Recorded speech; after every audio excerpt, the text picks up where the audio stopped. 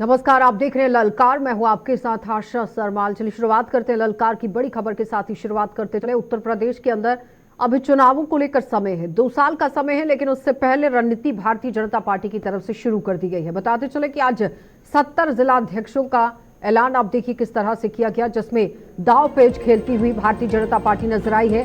भाजपा जिलाध्यक्ष यहां पर आप देखिए बना दिए गए हैं। गाजियाबाद महानगर से मयंक गोयल को अध्यक्ष बनाया गया है। गौतम बुद्ध नगर से अभिषेक शर्मा को जिलाध्यक्ष बनाया गया है और नोएडा से महानगर की अगर बात करें तो महेश चौहान पर दाव खेला गया है। तो लगातार आप देखिए समीकरण किस तरह से बनते हुए नजर आए हैं। उत्तर प्रदेश के अंदर गोंडा से अमर किशोर कश्यप ने बीजेपी जिलाध्यक्ष की कमान संभाल ली है। उनके साथ साथ महराजगंज से ही संजय पांडे दूसरी बार बीजेपी के अंदर आप देखिए जिलाध्यक्ष यहां पर बनाए गए हैं। उनके साथ साथ श्रावस्ती की अगर बात की जाए तो श्रावस्ती के अंदर भी आप देखिए किस तरह से मिश्रीलाल वर्मा को जिलाध्यक्ष बनाया गया है। बुलंदशहर से विकास चौहान है जिन्हें रिपीट किया गया है। प्रतापगढ़ से आशीष श्रीवास्तव हैं, बीजेपी का अध्यक्ष इन्हें बनाया गया है। जिलाध्यक्ष बनाने की बात हो रही है। सोनभद्र से नंदलाल गुप्ता हैं, चित्रकूट से महेंद्र कोठारे जो है वो भारतीय जनता पार्टी के जिलाध्यक्ष बनाए गए हैं। इटावा से अनु गुप्ता हैं, गाजीपुर से ओम प्रकाश राय हैं, ललितपुर से हरीशचंद्र रावत हैं, अमेठी से सुधांशु शुक्ला हैं, आगरा से महानगर अध्यक्ष राजकुमार गुप्ता हैं। आगरा जिला के अंदर से प्रशांत पुनिया को यहां पर आप देखिए सीट दी गई है। मुरादाबाद आकाश पाल को एक बार फिर से यहां पर रिपीट किया गया है। मेरठ महानगर से विवेक रस्तोगी को जिलाध्यक्ष घोषित किया गया। रायबरेली से बुद्धिलाल यहां पर जिलाध्यक्ष बने हैं। झांसी से प्रदीप पटेल को जिलाध्यक्ष बनाया गया है। कासगंज से नीरज शर्मा है। मुरादाबाद महानगर गिरीश मुंडला है और ये गिरीश मंडूला इनका नाम है। लखनऊ जिला से यहाँ विजय मौर्य हैं। महराजगंज से संजय पांडे हैं और उनके साथ साथ उन्नाव से अनुराग हैं। रायबरेली से बुद्धिलाल जो पहले भी आपने देखा। गोरखपुर से जनार्दन तिवारी हैं और लखनऊ से विजय मौर्य हैं। कन्नौज से दोबारा से जिलाध्यक्ष वीर सिंह भदौरिया को बनाया गया है, यानी कि एक रिपीट चेहरा है। नोएडा के ही महानगर से महेश चौहान हैं। उनके साथ साथ सोनभद्र से नंदलाल गुप्ता हैं और मेरठ के अंदर भी विवेक रस्तोगी हैं। लालगंज से विनोद राजभर हैं। बस्ती से विवेकानंद हैं। उनके साथ प्रतापगढ़ से आशीष श्रीवास्तव ये रिपीट चेहरा है। आजमगढ़ से भाजपा के जिलाध्यक्ष ध्रुव सिंह को नियुक्त किया गया है। औरैया से सर्वेश कठेरिया को और सुल्तानपुर से सुशील त्रिपाठी को जिलाध्यक्ष बनाया गया है। फर्रुखाबाद से फतेह चंद्र वर्मा, मथुरा निर्भय पांडे और इटावा से अनु गुप्ता हैं। ललितपुर से हरिश्चंद्र रावत हैं। सुल्तानपुर से सुशील त्रिपाठी हैं। उनके साथ साथ कानपुर की बात हो गई। फिर उसके बाद महराजगंज के अंदर अशोक और संजय पांडे हैं। मऊ में रामाश्री मौर्य हैं। बलिया के अंदर संजय मिश्रा हैं। प्रयागराज से गंगा पार की बात करें तो निर्मला पासवान पर दाव खेला गया है। चित्रकूट से महेंद्र कोठारे हैं। महोबा से मोहनलाल कुशवाहा हैं। मछली शहर से अजय कुमार सिंह हैं। तमाम नेता जो हैं जो जिलाध्यक्ष बनाए गए हैं, यानी कि रणनीति एक भारतीय जनता पार्टी की तरफ से शुरू कर दी गई। बताते चले कि जहां एक बड़ा दाव भारतीय जनता पार्टी की तरफ से खेला गया है, जिसमें 70 जिलों के अंदर जिलाध्यक्षों की नियुक्ति हो गई है, जिसमें कुल मिलाकर देखिए 55% से ज्यादा स्वर्ण जिलाध्यक्ष बनाए गए हैं। महानगर अध्यक्ष बनाए गए हैं, जबकि लगभग 35% ओबीसी को यहां पर चेहरा बनाया गया है। 10% दलित नेताओं को जिलाध्यक्ष नियुक्त किया गया है। अभी महज आप देखिए चुनावों को समय है, लेकिन उससे पहले ही किस तरह से समीकरण उत्तर प्रदेश के अंदर बनता चला जा रहा है। लेकिन कितना फायदा होगा उत्तर प्रदेश के अंदर, क्योंकि इससे पहले बीएसपी पार्टी की तरफ से भी संगठन में बदलाव किया गया था। उसके बाद आपने देखा भारतीय जनता पार्टी के अंदर भी किस तरह से बड़ा बदलाव देखा गया, संगठन में बदलाव हुआ, अब जिलाध्यक्षों की घोषणा हो गई। लेकिन उसके साथ साथ समाजवादी पार्टी भी दाव पेच खेलने की कोशिश कर रही है। चलिए पैनल की ओर बढ़ जाएंगे कि किस तरह से वहां पर जातीय समीकरण बनाने की कोशिश हो रही है, कितना फायदेमंद और कितना सही ये साबित होने वाला है, ये तो आने वाला समय बताएगा। क्योंकि 2027 में उत्तर प्रदेश के अंदर चुनाव है और अलग अलग पार्टियां अपने अपने तौर पर काम करती हुई नजर आ रही है। लेकिन मुद्दों पर चुनाव होगा, जातीय समीकरण पर चुनाव होगा, किस तरह का ये पूरा चुनाव रहेगा उसी पर चर्चा कर लेते हैं। डॉक्टर आशीष हांडा है हमारे साथ, भारतीय जनता पार्टी से नेता हैं। बहुत बहुत स्वागत आशीष जी जुड़ने के लिए। भूदेव शर्मा हैं, प्रवक्ता हैं कांग्रेस से, आपका भी स्वागत। धर्मेंद्र सिंह हैं, प्रवक्ता हैं समाजवादी पार्टी से, आपका भी बहुत बहुत स्वागत जुड़ने के लिए। रवि अरोड़ा हैं, राजनीतिक विश्लेषक हैं, आपका भी बहुत बहुत स्वागत रवि जी जुड़ने के लिए। सबसे पहले तो रवि जी मैं आप ही के पास आऊंगी। भारतीय जनता पार्टी ने जो दाव खेला है, 70 जिलाध्यक्षों की लिस्ट जो है वो जारी कर दी गई, जिसमें कुल मिलाकर 55% से ज्यादा स्वर्ण पर दाव खेला गया है। उसके बाद 35% ओबीसी है, 10% दलित नेता को चेहरा यहां पर बनाया गया है। लेकिन आने वाले समय में कितना फायदा यहां पर रहने वाला है, अलग अलग पार्टियां संगठनों में भी बदलाव कर रही हैं। रवि जी। जी बिल्कुल आशा जी, मुझे लगता है जिस प्रकार से भारतीय जनता पार्टी ने 2027 की तैयारी शुरू कर दी है, हम्म। इसका सबसे बड़ा रीजन मैं समझता हूं जिस प्रकार से लोकसभा चुनावों में उम्मीद के अनुसार रिजल्ट ना मिल पाना, और खासकर अभी भी आप देखिए 70 जो महानगर या जिले अध्यक्ष बदले गए हैं, हम्म। उसमें कुछ लोगों को रिपीट किया गया है और कुछ लोगों को हटाया गया है। मतलब जी। यह है कि काम करने वालों को तवज्जो दी जा रही है। हम्म। और खासकर अब पूरी बागडोर कहीं ना कहीं खुद योगी आदित्यनाथ अपने हाथ में ले रखी है, क्योंकि जब लोकसभा के चुनाव हुए थे तो केंद्र से भी जिसको लेकर बाद में आपत्ति भी उठी थी और उसके रिजल्ट में भी देखने को मिला। तो हम्म। ऐसे में कहीं कोई भी गलती, कोई भी चूक ना हो जाए, इसको खास ख्याल में रखते हुए भाजपा की ये तैयारी लग रही है। हम्म। और सिर्फ यही नहीं, मुझे लगता है इसकी तैयारी बसपा ने शुरू कर दी है और समाजवादी पार्टी भी तैयारी शुरू कर चुकी है। जी। तीनों ही पार्टियां, और मुझे लगता है कि जिस प्रकार से जिस तेजी से, क्योंकि 2027 अब ज्यादा दूर नहीं है, और ऐसे में और खासकर उत्तर प्रदेश की एक रणनीति के तहत सभी पार्टियां चुनाव के रिजल्ट आते ही अगले चुनाव की तैयारी में जुट जाती हैं। हम्म। तो लेकिन अब जो है जिस प्रकार की इकाइयों के अंदर आप समझिए कि 39 जनरल कैटेगरी के अध्यक्ष रखे गए हैं, हम्म। उसमें 25 करीब अति पिछड़ा वर्ग और 10 जो है 6 अनुसूचित जाति के रखे गए हैं। हम्म। तो यह अपने आप में दिखा रहा है कि हर चीज को मैनेज करके चला जा रहा है, क्योंकि सरकार और संगठन दोनों अपने अपने स्तर पे काम कर रहे हैं। सरकार का काम तो खैर जो है वो योगी आदित्यनाथ का, वो मीडिया बहुत ज्यादा दिखाता है, इसमें पूरा देश देखता है, लेकिन जो संगठन के अंदर चल रहा है उस पर भी योगी आदित्यनाथ खुद नजर रखे हुए हैं। ठीक है। और उनके नेतृत्व में ही जिस प्रकार से रणनीति धर्मेंद्र तैयार की जी। जा रही है, मतलब साफ है, हाँ। कि 2027 की जंग को जीतने के लिए, क्योंकि इस बार अखिलेश यादव जी जिस प्रकार से लोकसभा चुनाव में उन्होंने अच्छी सफलता हासिल की थी, तो उसको देखते हुए कहीं ना कहीं बीजेपी को भी समझ में नहीं, आ चुका है रवि कि अरोड़ा इस जी, बार रणनीति आज जी जो ये जिला अध्यक्षों की लिस्ट हम देख रहे हैं जिसमें बहुत कम चेहरे हैं जो रिपीट किए गए हैं, क्या माना जाए कि जी मुद्दों पर राजनीति हो रही है या फिर जातीय समीकरण पर? जी देखिए, ध्रुवीकरण की राजनीति का लगातार भाजपा पे आरोप लगता रहा है, लेकिन भाजपा यह भी जानती है कि जातीय समीकरण बिठाने में कहीं ना हम्म। कहीं समाजवादी पार्टी भी पीछे नहीं हटने वाली है, और इसका फायदा समाजवादी पार्टी को लोकसभा चुनाव में देखने को भी मिला। हम्म। तो अब उसी रणनीति पे खेलते हुए कहीं ना कहीं भाजपा भी पूरी तैयारी के साथ उसमें जुट गई है, क्योंकि वो नहीं चाहती कि धर्म के राजनीति करते करते कहीं ना कहीं जातीय समीकरण पर नुकसान हो जाए। ठीक तो है। पूरी तरह से फाइट करने के मूड में है, और शायद इसी के कारण, यही कारण है कि यह पूरे जो है जातियों के आधार पर अध्यक्ष धर्मेंद्र बनाए जी, गए हैं, और पूरा देखा जी भारतीय जनता पार्टी इस बार मैदान नहीं छोड़ने वाली है। वो कह रही है कि जो कमी पिछली बार रह गई थी वो इस बार 2027 में नहीं रहने वाली है।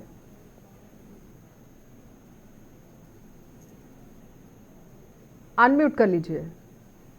निकली चुहिया एक गांव में कहावत हम लोगों के यहाँ। हम्म।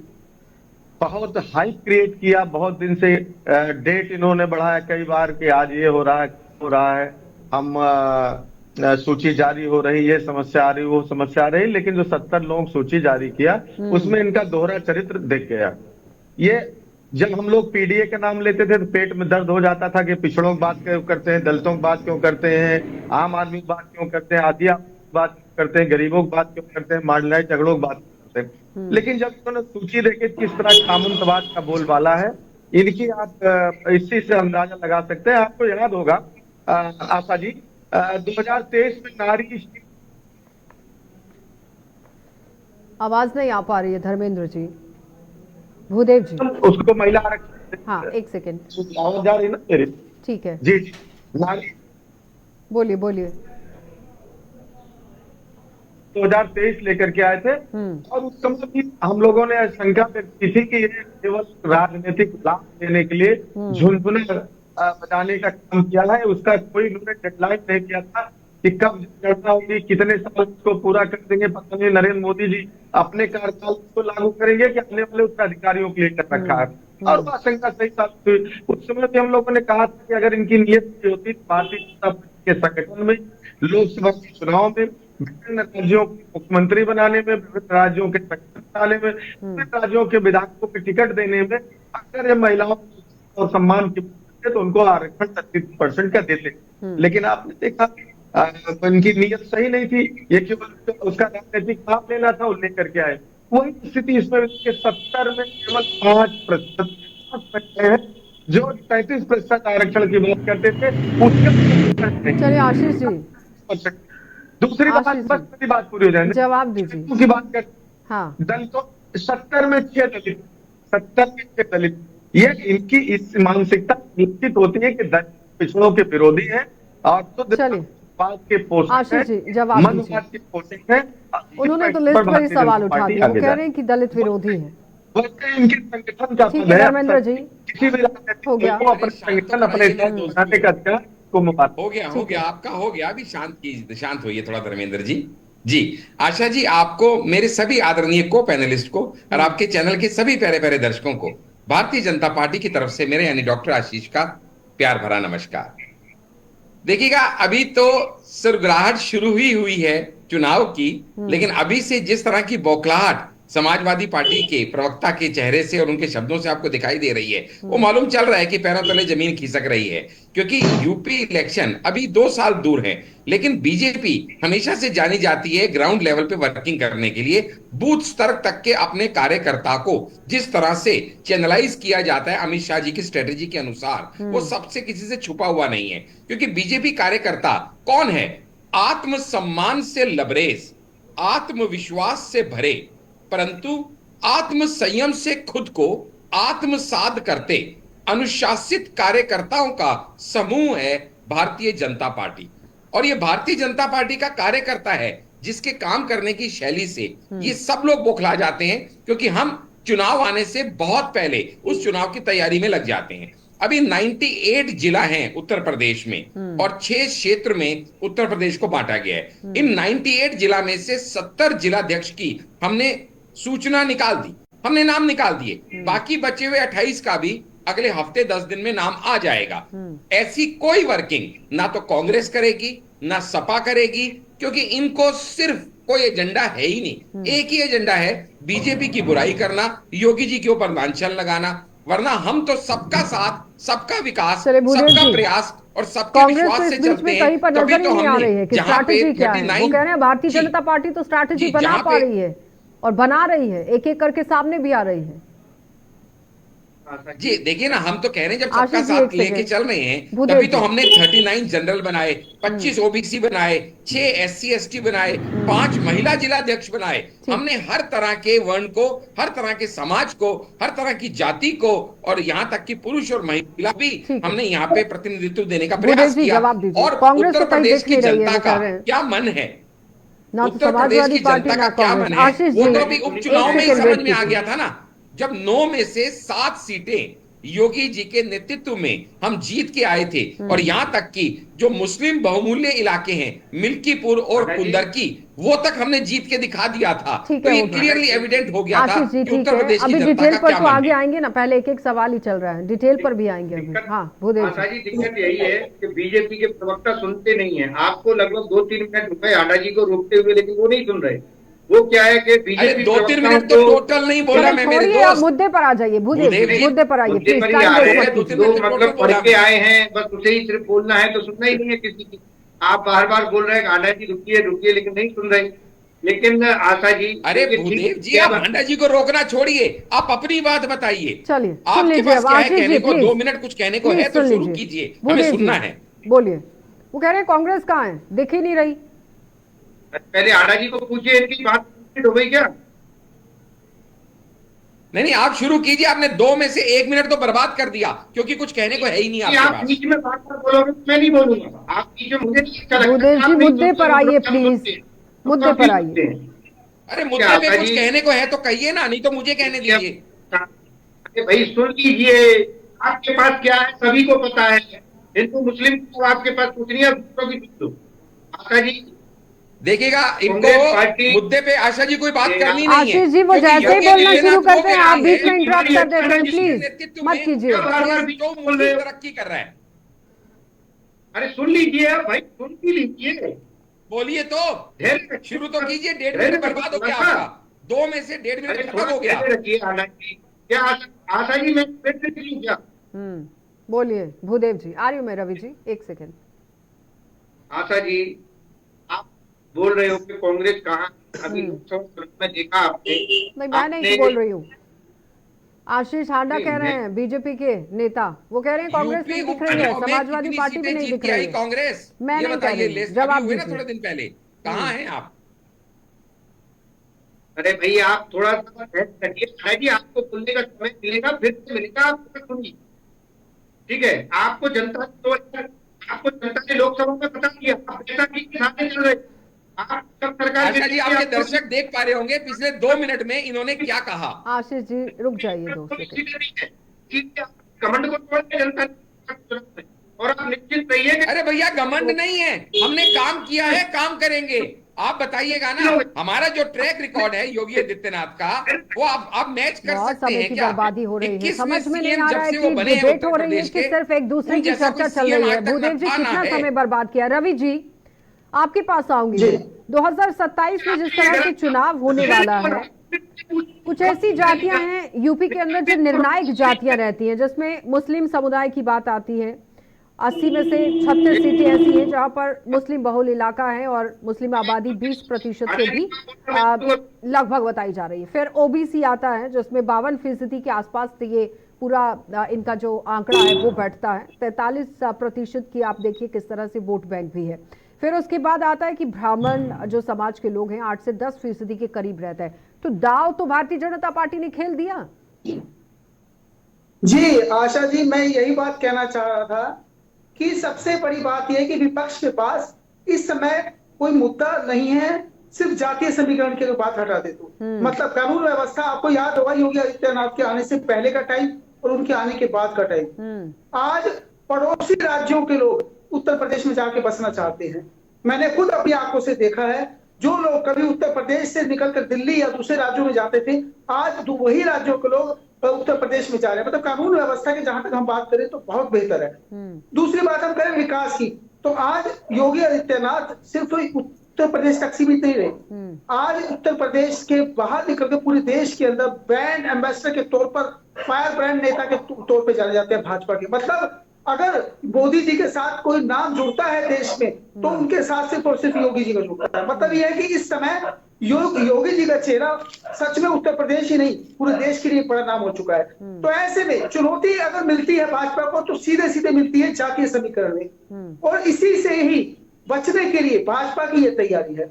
मतलब बीजेपी, योगी आदित्यनाथ भी जानते हैं कि उनको हर चीज में सफलता मिले, लेकिन अगर टक्कर विपक्ष देगा तो सिर्फ और सिर्फ जातीय समीकरण पे देगा। शायद ये उसी की ही तैयारी है कि जो नुकसान लोकसभा चुनावों में हुआ वो इन चुनावों में ना देखने को मिले, तो जो गलतियां उस समय पे हुई वो रिपीट ना हो। तो शायद ये पूरी तैयारी उसी की है और उसी के तहत ये पूरा मामला बिठाया गया है। और मुझे लगता है कि अब विपक्ष भी कहीं ना कहीं अपने इसी प्रकार की रणनीति तैयार करना चाहेगा, क्योंकि उनको भी पता है। एक सेकंड धर्मेंद्र जी, वो कह रहे हैं कि जाति समीकरण बिठाने की कोशिश की गई है कि किसी भी जगह पर चूक नहीं होनी चाहिए। विकास हुआ लेकिन आप लोग यहाँ पर जाति समीकरण के तौर पर जीतने की कोशिश करेंगे, जो नहीं होना चाहिए, इसलिए रणनीति बना दी गई भारतीय जनता पार्टी की तरफ से। आशा जी, मैं क्या कह रहा हूँ, ये सामंतवाद में हम इतने डूबे हुए हैं कि समाज की आबादी की इनको चिंता नहीं। मैंने वही तो कहा, जो ये वादा करते थे, बात करते थे, उनको इन्होंने कहाँ प्रतिनिधित्व दिया। तो न उचित प्रतिनिधित्व मिला, न दलितों को उचित प्रतिनिधित्व मिला। फिलहाल इनको मुबारक है, इनका दल है। आत्ममुक्ता की स्थिति इतना ज्यादा है, कई बार आत्म प्रयोग किए बीजेपी के साथ ही। तो ये तो मालूम है कि आप लोग आत्ममुक्त ध्रुव है, इसीलिए जनता ने 2024 में आईना दिखाया। हमारे विश्लेषक काफी कह रहे थे उत्तर प्रदेश ब्रांड एम्बेसडर बन गए हैं। उत्तर प्रदेश पड़ोसी राज्यों के लोग आकर के रहना चाहते हैं, रोजगार पाना चाहते हैं। हम तो उसके पहले थोड़ा होमवर्क किए होते थे, न बोल पाते। आपको मालूम है देश में के प्लान में 50% हिस्सा उत्तर प्रदेश और बिहार का है। ये 2024 लास्ट की रिपोर्ट है।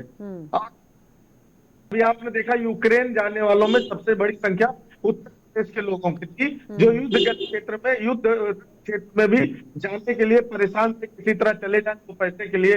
ये उत्तर प्रदेश की आर्थिक स्थिति, उत्तर प्रदेश की कानून व्यवस्था की स्थिति है। और एनसीआरबी के आंकड़े कहते हैं कि उत्तर प्रदेश लगातार हत्या, लूट, डकैती, महिला संबंधी अपराध, दलित अपराध में नंबर 1 पर है। उसके बाद अगर आप इस तरह का डंका बजाते हैं तो बड़ा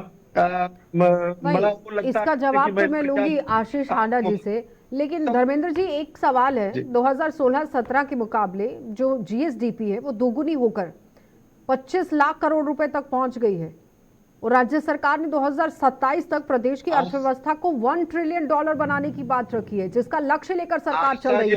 तो फिर उस पर क्या कहेंगे आप? बहुत अच्छा सवाल आपने किया। मैं बता रहा हूँ, बहुत अच्छा सवाल किया। 2016-17 से 3 गुना उत्तर प्रदेश में कर्ज हो गया 9 लाख करोड़ का, और पूरे देश की जो जीडीपी, पूरे दुनिया की जो जीडीपी से तुलना करती है वर्ल्ड ऑफ इकोनॉमी से, आप प्रति व्यक्ति आय पे जीवन स्तर, गांव गरीब किसान में कितना पैसा रहा है।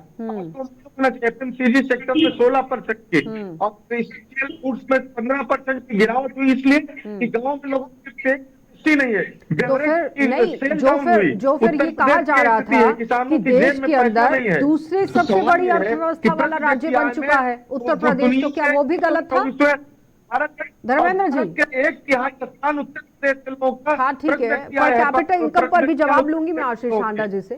2 सवाल हो गए उनके लिए। धर्मेंद्र जी, जो बार बार कहा जा रहा है कि देश की दूसरी सबसे बड़ी अर्थव्यवस्था उत्तर प्रदेश बन गई है, वो भी झूठ है?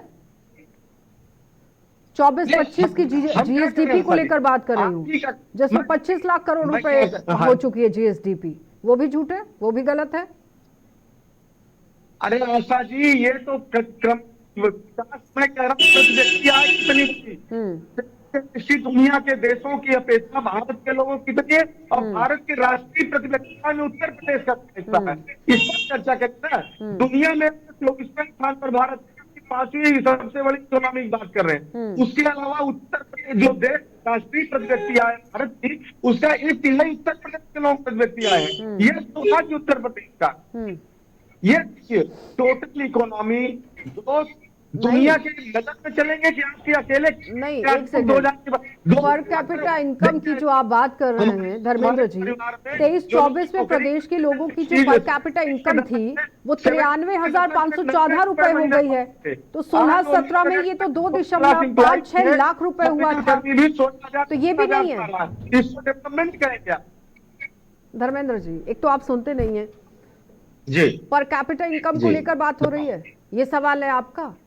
2023-24 में 93,514 रुपए हो गई थी, तो ये भी गलत है।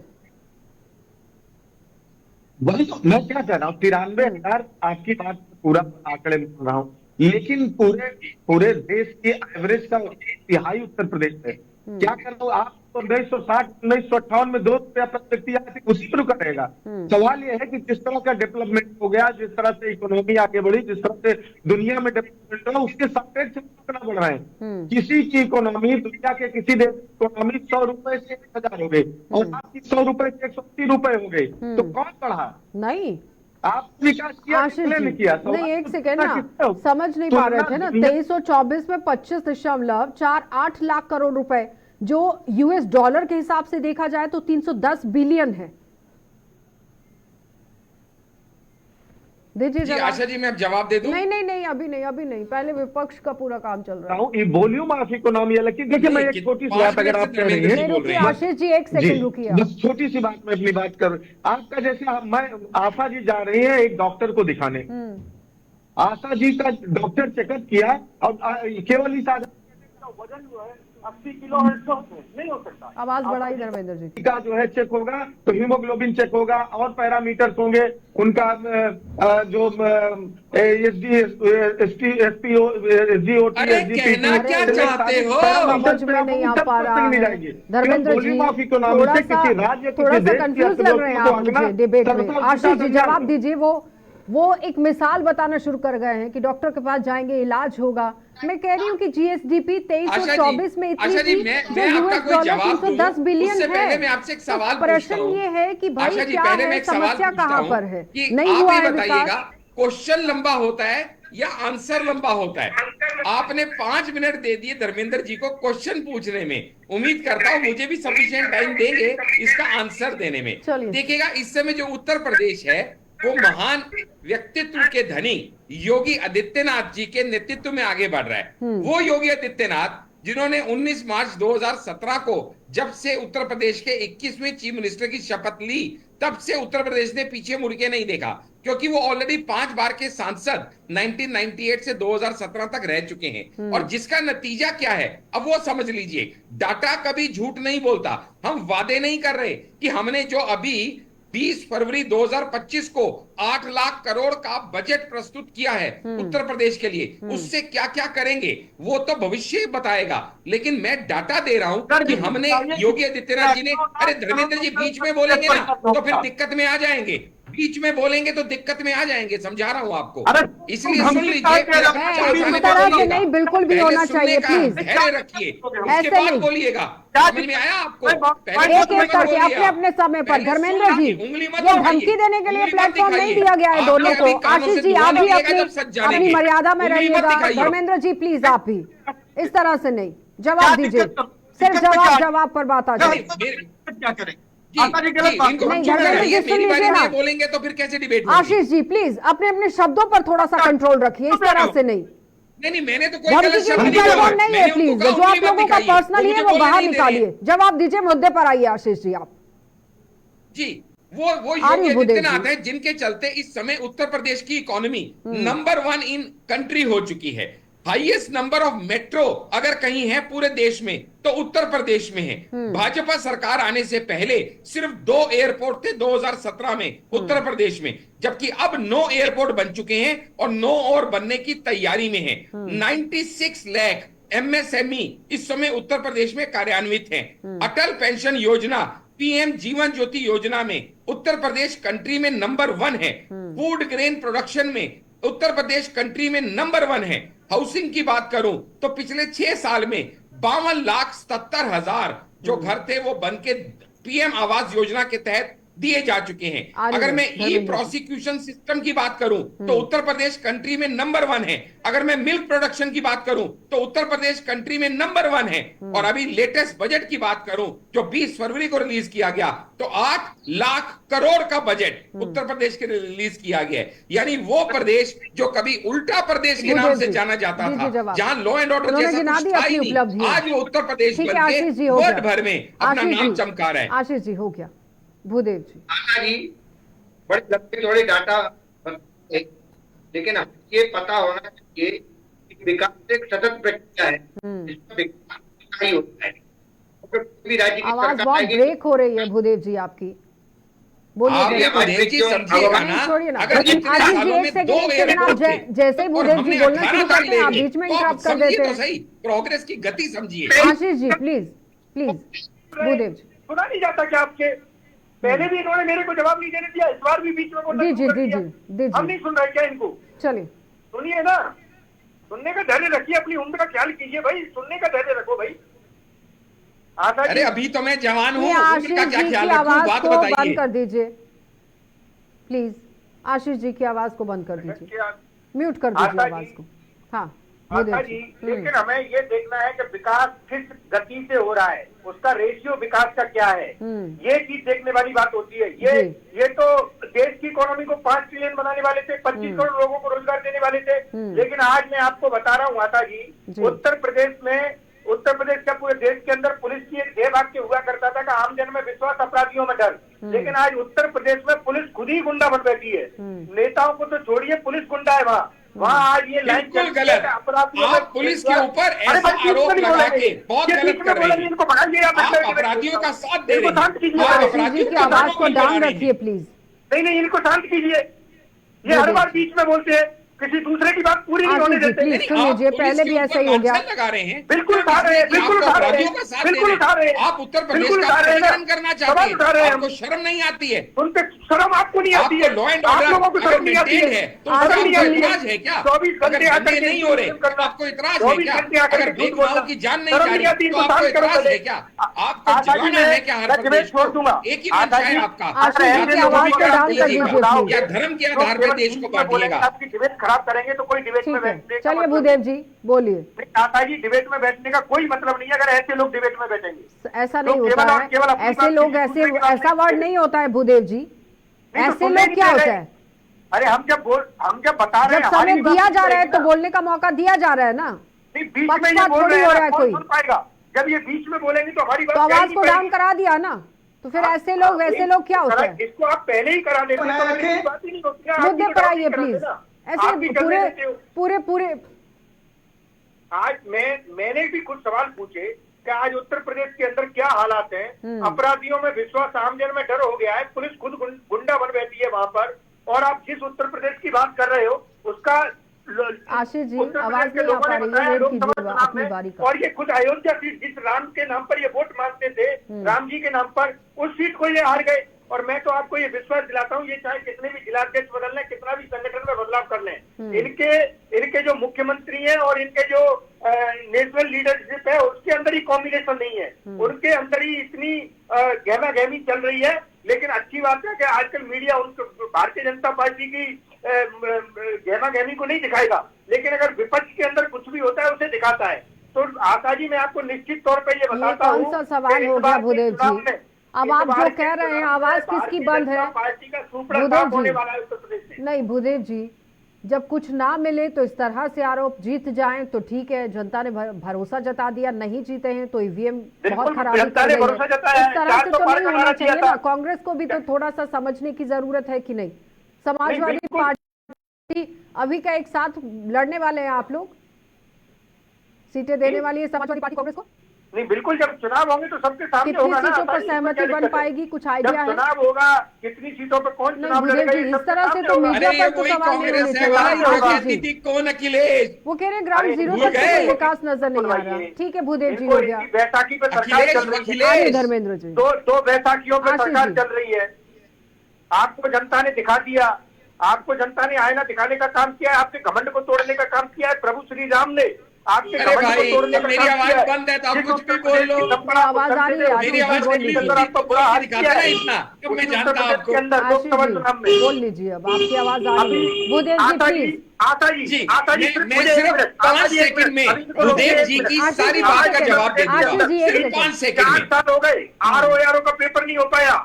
सिर्फ 5 सेकंड दे दीजिए मुझे आशा जी, दे मैं दीजिए। भूदेव जी की सारी बात का जवाब दे दूंगा। सिर्फ 5 सेकंड, आपके भी चैनल पर खबर चली होगी। 5 सेकंड आवाज बंद कर दीजिए इनकी, जैसे मेरी की थी। मैं इनकी बात का जवाब दे दूंगा भूदेव जी की, ठीक है। क्योंकि इनके पास करने कराने को कुछ है नहीं, बताने को कुछ है नहीं, न 3 में है न 13 में है। अखिलेश यादव इनको चलिए, जूते हो की गया, नोक हो में गया। नहीं रखता। अब भूदेव जी की आवाज ममता को बंद कर बनर्जी इनको दीजिए। कुछ समझते आशीष जी, नहीं। अरविंद केजरीवाल इनको कोई मानता नहीं। भूदेव जी की हालत आवाज क्या को हो बंद गई कर है दीजिए, कांग्रेस की? चलिए, सबसे आशीष पुरानी जी, और सबसे बड़ी दीजिए जवाब। पार्टी आज किस हालात में आ गई है आप समझिएगा आशा जी। कांग्रेस के लिए मैं कह रहा हूं, सिर्फ मुझे 5 सेकंड दे दीजिए और 5 सेकंड में मैं बताता हूं। कांग्रेस वो है जिसके कहूंगा धर्म बदला, जात बदली, भूदेव जी, बदल आ रही लिया है। है गोत्र। जवाब के लिए आ रही है, धर्म एक सेकंड बदला, धैर्य जात रखिए। बदली, बदल लिया है गोत्र। जिसके दादा कब्र में सोए, जनेऊधारी हुआ उसका पौत्र। ये तो वो कांग्रेस पार्टी है ना जिसको अपने आज का पता है, ना अपने जवाब कल का दीजिए, पता है, आवाज- ना अपने धर्म का पता है, ना अपने जन्म का भूदेव जी पता की है। आवाज- वो कांग्रेस पार्टी जिसका जन्मदाता ही हाँ, एक भारतीय नहीं था, वो क्या भारतीयता को समझेगी, भारतीय संस्कृति को ठीक है, हो गया आशीष समझेगी? जी। इनका क्या बात जन्मदाता है, तक भारतीय नहीं था। आजादी में आपका कोई योगदान नहीं है, क्यों खुलवाते हो? आप मुझे ये बताइए, इतने पेपर लीक हो रहे हैं, योगी जी का बुलडोजर कहाँ यार है? आप छोड़ो ना, योगी जी मैंने का जितनी बुलडोजर बातें कहाँ आपको है? बताई, आप आप होगा मुझे बताइए पहले ना। पूछ के तो आर अखिलेश ओ से का पेपर कि 5 आपको साल से अपनी नहीं गोद में करवा बिठाएगा पाए, कि नहीं पेपर बिठाएगा? करवा पाए, राहुल बाबा का तमाम अस्तित्व भर्तियां है क्या? उत्तर प्रदेश में सारे युवाओं प्रियंका के साथ अन्याय हो को रहा है। आपने बना आप दिया 10 कि भाई दिन नेशनल बोला जनरल कि सेक्रेटरी है। युवाओं को रोजगार कहाँ है अब वो? कहीं दिख रही है क्या प्रियंका उत्तर प्रदेश ठीक में? है, हो गया। कहाँ है आपका भूदेव शीर्ष जी हो गया, आशीष जी हो नेतृत्व? गया। अखिलेश यादव कहीं आपको समझता भी है कुछ क्या? कौन है आप? आपका अस्तित्व क्या है? आशीष जी अरे हम प्लीज। बहुत कुछ है, चिल्लाते रहिए। भूदेव जी उत्तर हो प्रदेश गया। का युवा आपसे धर्मेंद्र जवाब जी। मांग रहा है। इतने पेपर लीक हो रहे हैं। अखिलेश जी से पूछ कहाँ तो है योगी? लीजिए। कहाँ है योगी? अच्छा चलो आशा जी की बात का जवाब दे दीजिए कि आप आवाज डाउन अकेले कर लड़ेंगे दीजिए दोनों की। या अखिलेश यादव के लड़ाई साथ नहीं लड़ेंगे? चाहिए फालतू यही की। जवाब दे दीजिए। मुद्दे पर जवाब ही नहीं है, बस एक दूसरे को नीचा दिखाने के लिए आ गए हैं। ऐसे नहीं होना चाहिए ना। जनता के लिए सवाल है, जनता के लिए जवाब होना चाहिए। रणनीति बनाई गई है, उस पर चर्चा कीजिए। ये एक दूसरे रणनीति को नीचा बताए ना दिखाने ये से कि क्या होगा? क्या कांग्रेस अकेली धर्मेंद्र लड़ेगी जी। या समाजवादी पार्टी के साथ लड़ेगी? हर बार इनके बीच में अगर बोलने जवाब की है तो आदत दे दीजिए। हर बार अरे बीच में बोलने की आदत ये है। धर्मेंद्र जी आपका नाम नहीं है डॉक्टर आशीष। सुन लीजिए, थोड़ा सुनना भी सीखिए। सत्ता दल के प्रवक्ता है तो इसका मतलब धमकी बंद करिए, सुनना सीखिए।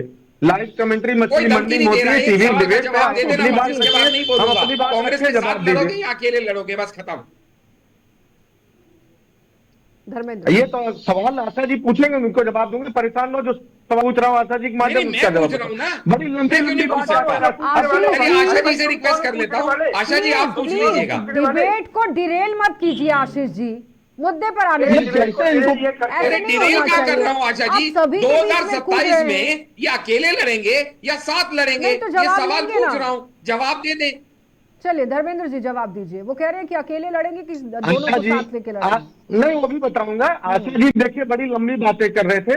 2016-17 में, पहले मैं आपने जो प्रश्न उठाया था, 2016-17 में प्रति व्यक्ति आय 52,671 रुपए थी और आज आपने बताया 93,000 हो गई, कई गुना बढ़ गई।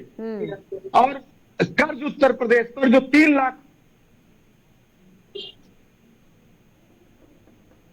रवि अरोड़ा जी, पर कैपिटल इनकम को लेकर बात हो रही है, इकोनॉमी को लेकर बात हो रही है, जो दावा कर रही है सरकार की बढ़ रही है, दोगुनी हो गई है। दूसरे नंबर पर उत्तर प्रदेश है अर्थव्यवस्था को लेकर देश में, लेकिन विपक्ष कह रहा है कि ग्राउंड जीरो पर तो कोई काम ही नहीं हुआ है।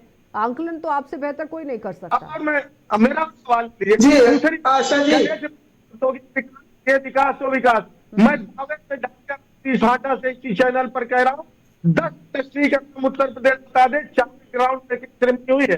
वो 10 इंडस्ट्री का नाम बताए जहां पर जिसका योगी आदित्यनाथ जी ने शिलान्यास किया हो, उद्घाटन किया हो, उत्तर प्रदेश के नौजवानों को नौकरी मिल गई हो। 10 का नाम बताया जाए, अगर कुछ मैं समझ सकता हूँ सफाई का कार्यक्रम नहीं हुआ इसलिए आप बुला रहे हैं, काफी टाइम से नहीं हुआ। यकीन रखिए अगले कई दशक और नहीं होगा सफाई का कार्यक्रम। ऐसा करेंगे तो अब राम मंदिर जैसे मंदिर बनेंगे, ठीक है, महाकुंभ जैसे आयोजन होंगे, सफाई नहीं होगा। सर आपका दूसरी बात, भाई जितना योजनाएं थी आपने कहा आवास है, ये है, वो पुरानी सरकारों की योजनाओं के नाम बदलने से भंडारी थोड़े बनेंगे। 2013 में मोदी डायरेक्ट बेनिफिट बहाल किया, 2013 में निर्मल भारत अभियान को आपने ओपीएम किया, 2013 में भारतीय विनिर्माण नीति मेक इन इंडिया किया, 2020 में राष्ट्रीय कौशल विकास कार्यक्रम को भारत किया, 2010 में इंदिरा आवास योजना जो पहले चल जा रही थी उसका नाम प्रधानमंत्री आवास योजना किया, राजस्थानी विद्युतीकरण आपको केवल नाम बताते रहे। अरे भाई आपने बढ़िया काम किया, आपकी कांग्रेस ने, तो उसको सीट क्यों नहीं देते उत्तर प्रदेश में? अखिलेश जी ये तो पूछ के बता दीजिए अखिलेश जी से। आप इतने प्रभावित हैं कांग्रेस के कामों से, तो आप उसी कांग्रेस के युवराज को क्यों घुसने नहीं देते उत्तर प्रदेश में? अखिलेश जी से पूछिए ना। पहले इनको समझाइए, डिबेट में किसी का जब कोई बोलता है तो बीच में बोलते नहीं है, आप कर लो जवाब देना। आप वरिष्ठ लग रहे हो, अभी कुछ कहूंगा तो आपको रवि अरोड़ा जी कम से कम सुन लीजिए तब जवाब दीजिए, अपने सुने बोलेंगे। अरे भैया मैं आपसे जो बुनियादी सवाल पूछता हूँ आप जवाब नहीं देते। मेरा एक ही सवाल था, आप अकेले लड़ेंगे या कांग्रेस के साथ लड़ेंगे? मेरा दूसरा सवाल था, आप कांग्रेस की नीतियों से अगर प्रभावित हैं, प्रशंसा कर रहे हैं, तो फिर आप उनको अपनी गोद में क्यों बैठने नहीं देते? राहुल बाबा अखिलेश जी की गोद में बैठने को ललाई थे, आप बैठने दीजिए ना। आप काहे उनको दुत्कारते हैं? दोनों युवा नेता मिलकर ट्राई कीजिए, शायद आप योगी जी के विजय रथ को रोक सकें। कोशिश तो करके देखिए। अर्थव्यवस्था को मैंने बात करी, पर कैपिटल इनकम को लेकर बात की, लेकिन धर्मेंद्र जी कह रहे हैं कि कोई काम नहीं किया गया है, पुराने काम को ही आगे बढ़ाया गया नए नाम देकर। ठीक है आशा जी एक बात मैं स्पष्ट कर दूं कि अभी भूदेव जी ने एक बात कही थी कि उत्तर प्रदेश सरकार और केंद्रीय आला कमान के बीच में कुछ मतभेद था। वो मतभेद कुछ नहीं था, मुद्दा क्या था कि कहीं ना कहीं कुछ बड़े नेता योगी आदित्यनाथ का कर्ज कम करना चाहते थे। उसको लेकर लोकसभा चुनाव में एक बड़ी चूक केंद्रीय आला कमान से हुई, जिसका नुकसान उन्हें देखने को मिला। बाद में मोदी जी ने योगी जी के सर पे हाथ भी रखा था।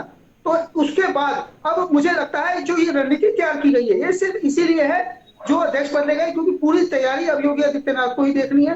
और दूसरी बात, जहां तक वहां पे काम न होने की बात है, मैं समझता हूं कि जिस प्रकार से देश की एक बड़ी अर्थव्यवस्था, 24 करोड़ वाली आबादी वाला राज्य देश की बड़ी अर्थव्यवस्था बनने जा रहा है, इसमें कोई दो राय नहीं, क्योंकि पूरे देश की जनता देख रही है। और खासकर जिस प्रकार से डिमांड दूसरे राज्यों में भी योगी आदित्यनाथ की बढ़ी है, मैं समझता हूं एक बड़ी चुनौती है विपक्ष के लिए। और खासकर 2 लड़कों की जोड़ी को फायदा लोकसभा में मिला था, और मुझे लगता है कि आने वाले टाइम में क्या ये अलायंस जारी रहेगा, इस पर भी एक बड़ा सवाल निशान बनता है, क्योंकि पीछे विधानसभा के चुनावों में ये फायदा मिलेगा, लेकिन सीट पर ही पेंच फंस गया है तो फिर कैसे करेंगे? पिछली बार भी लोकसभा जी। के चुनावों में आपने देखा किस तरह से सहमति बन पाई थी। नहीं, रवि जी, जी हमसे सवाल है आशा नहीं जी। नहीं नहीं, सिर्फ एक्सपर्ट से प्लीज। जी बिल्कुल, मुझे लगता है कि बन पाएगी सवाल सहमति इस सबसे बार, बड़ा और यही अगर कि- बनती है तो क्या फायदेमंद साबित होगी? बस 2 टूक जवाब दीजिएगा। जी जी नहीं, मुझे लगता है वो फायदा इसीलिए मिला था 2 लड़कों की जोड़ी को, क्योंकि आपसी मनमुटाव की वजह से जो सीटें बदली गई थी, नुकसान वही मिला था। तो इतना ज्यादा उत्साहित हम नहीं हो सकती इस बात को लेकर कि नहीं समाजवादी पार्टी या कांग्रेस का अगर अलायंस होता है तो बहुत ज्यादा बेनिफिट होगा। लेकिन इतना तय है कि मजबूती के साथ दोनों अगर लड़ते हैं तो भी यह है कि अच्छा एक बड़ा विपक्ष के तौर बहुत पर बहुत धन्यवाद रवि जी जुड़ने के लिए। धर्मेंद्र जी आपका भी धन्यवाद, भूदेव जी आपका भी, आशीष जी आपका भी। तो फिलहाल सरगर्मियां विधानसभा चुनावों को लेकर उत्तर प्रदेश के अंदर तेज हो गई हैं, क्योंकि 2027 में चुनाव है। लेकिन उससे पहले जिलाध्यक्षों की एक लिस्ट आई है जिसमें जातीय समीकरण को साधा गया है। आपने देखा कि 35% यहाँ आप किस तरह से ओबीसी पर दाव खेल दिया गया, 10% दलितों पर और 55% यहाँ ब्राह्मणों पर दाव खेला गया है। तो जाहिर तौर पर जातीय समीकरण को साधने की कोशिश भारतीय जनता पार्टी की तरफ से, लेकिन कितना फायदेमंद साबित होगी ये तो समय बताएगा। आप देखते रहिए कार्यक्रम।